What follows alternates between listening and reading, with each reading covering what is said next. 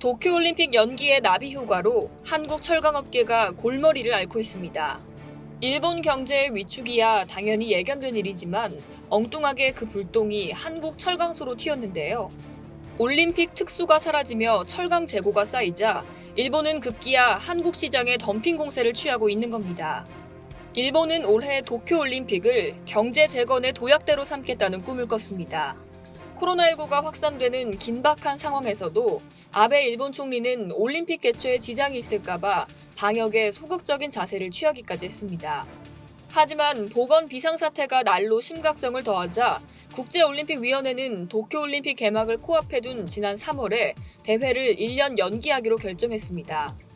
일본 정부는 망연자실할 수밖에 없었습니다. 다이치생명 경제연구소는 예상 피해액이 36조 원에 이른다고 밝혔고 가장 보수적으로 추산한 손실액도 니온게이자이 신문 등이 보도한 7조 원 안팎입니다. 산업계는 초비상이 걸렸습니다. 올림픽 특수를 잔뜩 기대하며 준비를 해왔지만 허사가 된 겁니다. 철강업계도 올림픽 관련 인프라 공사 등의 생산량을 맞췄지만 재고만 쌓아놓게 됐고 결국 눈을 해외로 돌려야 했습니다. 이 때문에 한국 철강업계에 비상이 걸렸는데요.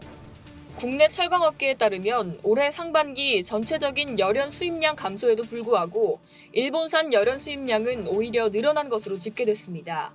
1월에서 6월 열연 수입량은 187만 톤인데 이 중 58.8%인 110만 톤이 일본에서 들어온 물량입니다. 지난해 동기 대비 전체 수입량이 13.9% 줄었는데도 일본산 수입량은 7.8% 증가했습니다. 업계는 전 세계 철강 수요와 국내 시장이 위축돼 있는 가운데 일본산 수입량이 오히려 증가한 이유로 저가 공세를 꼽았습니다. 일본 철강업계는 올림픽 무산 등으로 자국 내 수요가 심각하게 위축되자 해외에 싼 값으로 재고를 팔아치우려는 대책을 세웠고 특히 부가가치가 높은 조선용 후판과 형광을 저가로 공급해 수출 물량을 늘리고 있다는 겁니다.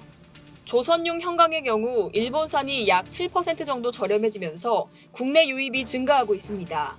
한국산 형광이 70만 원 수준이라면 일본산 형광은 65만 원 정도인 것으로 전해졌습니다.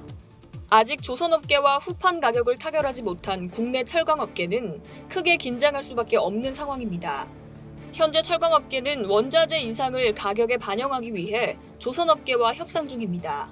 철강업계 관계자는 일본산 저가 후판이 들어오면 이를 빌미로 조선사에선 한국 철강사에도 가격을 낮춰달라고 한다며 조선용 형광 같은 경우 지난해 80% 수준에서 올해 90% 이상을 일본산으로 쓰는 업체도 있다고 설명했습니다.